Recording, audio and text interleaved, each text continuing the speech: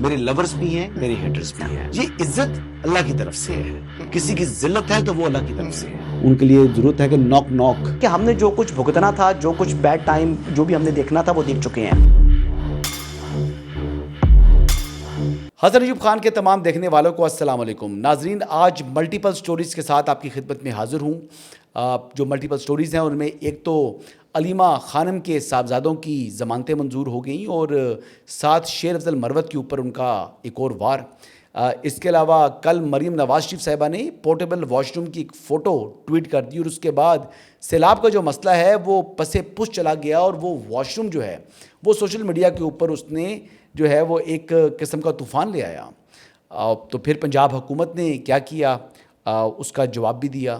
Army chief کے notification کے حوالے سے بھی پی ٹی آئی کے پیٹ میں بڑے مروڑ پڑے ہوئے ہیں، تو اس پر بھی بات کریں گے. اور ایک بات اور جو کہ اہم ہے کہ جو چائنا ہے، چائنا نے کل جس طریقے سے پاکستان کو دعوت دی ہوئی تھی اپنی نیشنل پریڈ کے اندر، تو اس کے اوپر بھی ہندوستان کے پیٹ میں مروڑ پڑے ہوئے ہیں. تو جو پیٹوں کے جو مروڑ ہیں ان کا کیا علاج ہے، اس پر بھی بات کریں گے. تو پہلے بڑھتے ہیں جی. علیمہ خان صاحبہ کا جو وار کیا انہوں نے شیر افضل مروت کے اوپر، انہیں اسٹیبلشمنٹ کا ٹاؤٹ قرار دے دیا ہے. وہ کیا کہہ رہی ہیں شیر افضل مروت سے متعلق، یہ سنیں. آپ مروت کو کون جواب دیتا ہے؟ ان کو تو اسٹیبلشمنٹ اور ایجنسیاں ایسے بندوں کو لانچ کرتی ہیں، استعمال کرتی ہیں اور پھر ان کو ضائع کر دیتی ہیں. جب وہ ضائع ہوتے ہیں پھر ان کو ڈر ہوتا ہے کہ ہم یوزلیس ہو گئے ہیں، پھر وہ اس قسم کی باتیں کرتے ہیں. اب ان کے لیے آپ کیا جواب دیں؟ اب یاد رکھیں عمران خان ان کو پارٹی سے کئی مہینے پہلے نکال چکے ہیں. اب آپ نے سنا جی کہ انہوں نے یہ کیوں کیا. شیر افضل مروت کو انہوں نے، بات یہ ہے کہ ہم نے ڈائگنوز کرنا ہے کہ جی وہ کیوں کیا. میں تو پہلے دن سے کہہ رہا ہوں کہ علیمہ خانم کے جو دونوں صاحبزادے ہیں، ان کی جو گرفتاریاں ہوئی ہیں، میں نے کہا دیکھنا ہوگا. میں نے کوشش کر رہا تھا کہ دیکھا جائے کہ اتنے عرصے کے بعد ان کو گرفتار کیوں کیا گیا ہے، کیونکہ پہلے بھی ان کو سہولت کاری مل رہی تھی. علیمہ خانم کے جو صاحبزادے ہیں ان کو باہر جانے دیا گیا، پھر پاکستان واپس آنے کے بعد بھی انہیں کسی نے ٹچ تک نہیں کیا. تو پھر بالآخر کیوں اس کے اوپر ایک شور مچ گیا اور پھر کیوں ان کو گرفتار کر لیا گیا. تو بات یہ ہے کہ بڑی واضح ہو رہی ہے، ان دونوں بیٹوں کی، شیرشاہ اور شاریز، دونوں کی ضمانتیں منظور ہو گئی ہیں اور انسداد دہشت گردی کی عدالتوں نے ضمانتیں دے دیں. علیمہ خانم کے جو صاحبزادے ہیں، ان کی ضمانتیں ہونا یقینی طور پر تعجب کی بات ہے، کیونکہ پہلے تو 9 مئی کے اندر جو گرفتاریاں ہوئی تھیں اس میں جو ضمانتیں ہیں وہ اتنی آسانی سے لوگوں کو ملی نہیں. تو یہ پھر ضمانتیں کیوں ہو گئیں؟ اور اس حوالے سے پہلے بھی میں نے کہا تھا کہ ان کے روابط ہیں طاقتور حلقوں کے ساتھ. تو یہ طاقتور حلقے جن کا میں نے ذکر کیا تھا، یہ چڑیا گھر یا پارا والا طاقتور محکمہ نہیں ہے، بلکہ یہ دوسرا محکمہ ہے. تو آخرکار میں نے کہا تھا کہ سائیں جو ہیں وہ پیچھے تگڑے ہیں اور قلعہ علیمہ خانم کا مضبوط ہے. تو وہ وقت نے ثابت کر دیا قلعہ مضبوط ہے. دیکھیں حفیظ اللہ نیازی صاحب کے جو صاحبزادے ہیں وہ تو ملٹری کورٹس میں ان کا ٹرائل ہو گیا اور ان کو سزا ہو چکی ہے اور وہ سزا بھی سینٹنس اپنی سرو کر رہی ہیں. لیکن علیمہ خانم کے جو دونوں صاحبزادے ہیں وہ مکھن میں سے بال کی طرح یوں باہر نکل رہے ہیں. اب وہ شیر افضل مروت کے اوپر جتنی مرضی تنقید کر لیں، تو جو ان کے اوپر جو الزام عائد ہوتا ہے with support of these bells, تو وہ تو کچھ اور ہی معاملہ ظاہر کر رہا ہے. اور علیمہ خانم جو ہے وہ اس وقت سپورٹ بھی ان کی موجود ہے، پارٹی کو 65 to 70% ہائی جیک بھی کر چکی ہیں، اور عمران خان کی جو گرفت ہے پارٹی کے اوپر وہ اس وقت ان سے کم ہے. یہ بات میں آپ کو بڑی گارنٹی سے بتا سکتا ہوں. آگے بڑھتے ہیں جی. اب دیکھنا یہ ہے کہ ان کی سہولت کاری کتنا عرصہ جاری رہے گی. آگے بڑھتے ہیں جی. مریم نواز شریف صاحبہ نے جو پورٹیبل واش روم کی فوٹو ٹویٹ کی، جو آئی بلیو 2023 اس کے نیچے لکھا ہوا تھا، اور ان کو ظاہری بات ہے کسی نے وہ تصویر بھیجی ہوگی اور اس کو انہوں نے ٹویٹ کر دیا. تو اس کے اوپر ایک کہتے ہیں کہ طوفان آ گیا سوشل میڈیا کے اوپر. ہر بندہ جناب اس پر ذکر کر رہا تھا. تنقید کا پہلو جو ہے وہ زیادہ تھا، اور ظاہری بات ہے کہ غلطی جب انسان سے تھوڑی سی ہو جائے تو پھر ہمارے سوشل میڈیا کے اوپر کسی قسم کی کوئی معافی ہوتی نہیں ہے. لیکن اس کا بڑا اچھا جواب دیا پنجاب حکومت کی جانب سے. جو ایکچول فوٹیج تھی واش روم کی، جو ایگزیکٹو واش رومز ہیں پورٹیبل، وہ انہوں نے جاری کر دی. اور دیکھیں ایک بڑی معیاری قسم کے واش روم ہے جی. اور اسپیشلی جب آپ نے جو لوگ اس وقت آفت زدہ ہیں، جو لوگ اپنے گھروں سے بے گھر ہو چکے ہیں، ان کے لیے یعنی ایک نیچر کال کو رسپونڈ کرنے کے لیے ایک معیاری چیز کا انتظام جو ہے وہ فراہم کرنا، وہ یقینی طور پر اس کو اپریشیٹ کرنا چاہیے. اس کو میں کہتا ہوں کہ یہ ویڈیو دیکھنے کے بعد ان بدتمیز لوگوں کی کم از کم جو ہے نا وہ جو دل جو ہے وہ زبانیں جو آگ برسا رہی تھی، وہ آگ ان کی زبان تو کم از کم ٹھنڈی ہوگی، ٹھنڈ پڑ گئی ہوگی ان کو بھی. آگے میں یہ بتاؤں گا کہ جی کہ خیبر پختونخوا کے جو لوگ ہیں وہ مریم نواز شریف کی جو اس وقت کام کرنے کی پیس ہے اور جس طریقہ کار سے وہ سرو کر رہی ہیں بطور چیف منسٹر اپنے صوبے کے اندر، اس کو رش کی نگاہوں سے دیکھ رہے ہیں. وہ کیا کہہ رہے ہیں یہ ذرا خود ملاحظہ کریں. اس سے تو ماشاءاللہ مریم نواز بہت اچھا کام کہ جو بھی ہے چاہے جو بھی ہے اس نے اپنی پنجاب سے امریکہ بنا لیا. روڈ بھی ہر چیز سکون سے مل رہا ہے، ادھر ہر چیز سکون سے مل رہا ہے. دریائے راوی میں ادھر سیلاب آیا، وہ خود ادھر جا کے کھڑا ہو گیا وہاں کے ساتھ. ٹھیک ہے، ہمارا انجامین کرنا پورا الٹا اس نے روڈ بلاک کیا بنیر میں، اور الٹا اس نے جو ہے نا ادھر ایمرجنسی تھا اسی وقت، اس نے روڈ بلاک کیا، لوگوں کو نا بہت نقصان پہنچایا، لیکن 1 روپے کا اس نے فائدہ نہیں پہنچایا اس نے. اب یہ دیکھ لیں جی خیبر پختونخوا کا یہ شہری جو کہ حمایتی ہے پاکستان تحریک انصاف کا، اور عمران احمد نیازی جو اڈیالہ کے چانسلر ہیں، لیکن اس کے باوجود جو مریم کام کر رہی ہیں، جس طریقے سے جس طرح انہوں نے ڈیڈیکیٹ کیا ہوا خود کو، اور تمام تر جو حکومتی مشینری اور وسائل اور فوکس جو گورننس کے اوپر ہے، اس کے اوپر جو ہے ان کو بھی اس بات پر ملال ہے کہ ان کے چیف منسٹر اتنا بہتر کام کیوں نہیں کر رہے. ان کے چیف منسٹر صرف متنازع بیانات دے سکتے ہیں. میرے خیال سے ان کے جو چیف منسٹر ہیں جو کہ یعنی متنازع بیانات بھی دے سکتے ہیں اور غلیظ زبان کا استعمال بھی کر سکتے ہیں. ویسے آج کل ان سے متعلق غیر پارلیمانی الفاظ ان کی اپنی جماعت کے لوگ استعمال کر رہے ہیں. اور ویسے بھی اب اسلام آباد جب وہ آئے ہیں تو علی مین گنڈاپور نے جس طریقے سے صحافیوں کو بلا کر پورا کیس جو ہے وہ پیش کیا کالا باغ ڈیم کا، تو کالا باغ ڈیم کے اوپر علی مین گنڈاپور نے تقریباً 2 گھنٹے کی ملاقات میں 1 گھنٹے سے زائد وقت دیا صحافیوں کو، اس پر گفتگو کی. تو جناب علی اتنا ٹائم صحافیوں کے پاس کیوں گزار رہے ہو؟ جاؤ خیبر پختونخوا اسمبلی میں قرارداد منظور کرو، وہاں سے قرارداد تو لے کر آؤ نا. باتیں کرنا بڑا آسان ہوتا ہے، میڈیا پروجیکشن یا میڈیا ہائپ لینا بڑا آسان ہوتا ہے، عملی طور پر کر کے دکھاؤ. لیکن یہ وہ باتوں کا شعر ہے، اس نے کوئی کام نہیں کرنا. یہ خالی لفاظی ہے اور اپنی سیلف پروجیکشن ہے. اس سے زیادہ علی مین گنڈاپور کی جو کام ہے اس کی کوئی زیادہ اہمیت ہے نہیں. آگے بڑھتے ہیں جی. آگے جو آج کل مروڑ پڑے ہوئے ہیں، 2 قسم کے مروڑوں کے میں ذکر کروں گا. ایک تو آرمی چیف کے نوٹیفیکیشن کے کو لے کر پاکستان تحریک انصاف کے حمایتی جو سوشل میڈیا ایکٹیوسٹ ہیں اور کچھ صحافی ہیں، ان کے پیٹ میں مروڑ پڑے ہوئے ہیں.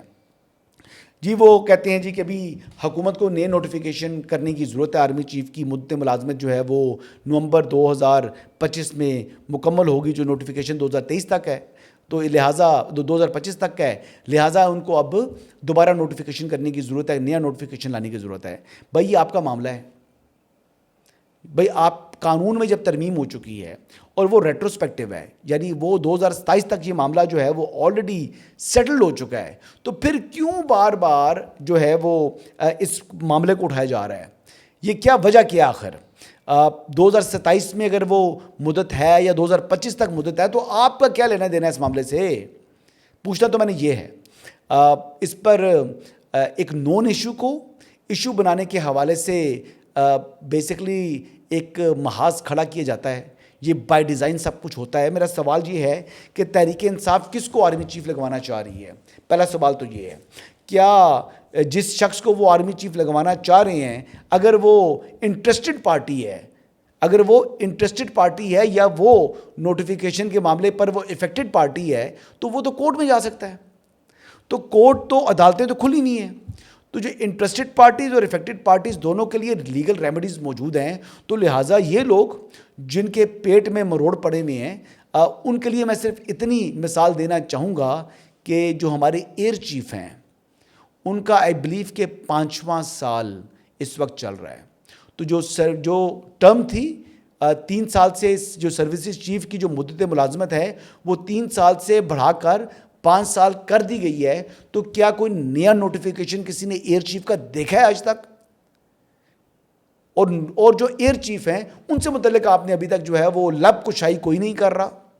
وجہ یہ ہے کہ یہ جان بوجھ کر بائی ڈیزائن جو فیلڈ مارشل جنہوں نے دنیا میں پاکستان کے وقار کو بلند کیا ہے ان سے متعلق فضول قسم کی جو ہے نا کوئی بات تو ہے کوئی نہیں، تو یہ بکواس کرنے کی ان لوگوں کی عادت بنی ہوئی ہے.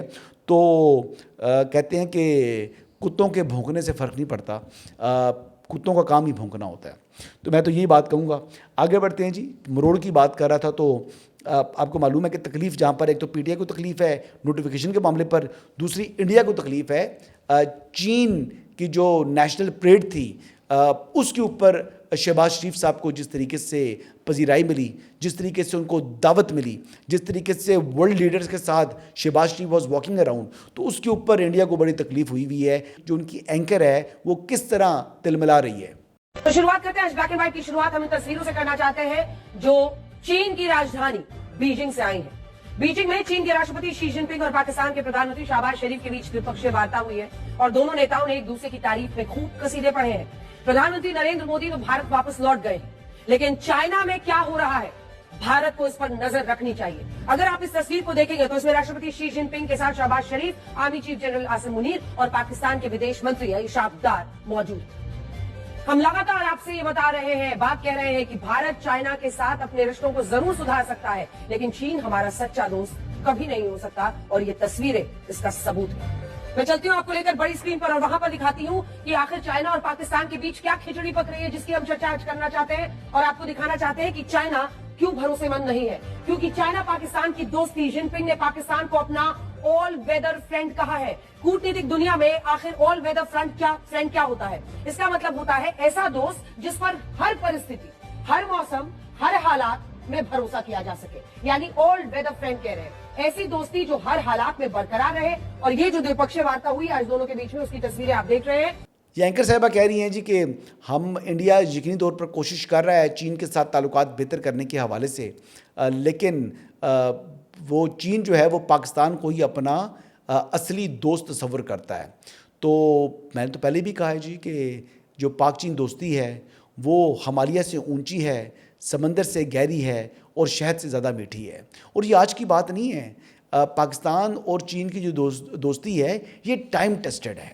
پاکستان اور چین دونوں کے جو انٹرسٹ ہیں وہ دونوں کے انٹرسٹ کپلڈ ہیں, اور چین اور پاکستان نے ایک دوسرے کے ساتھ دہائیوں پر مبنی جو ہے وہ بھائی چارہ قائم کیا ہوا ہے. سو لہٰذا انڈیا تو دشمن قرار دے رہا تھا ابھی جو جون کے اندر بھی, اور اب یہ دیکھ لیں کہ جس طریقے سے انڈیا نے پاکستان کے ساتھ جو جنگ تھی اس میں کہا کہ جی یہ پاکستان کے ساتھ جنگ نہیں, یہ چین کے ساتھ جنگ ہے.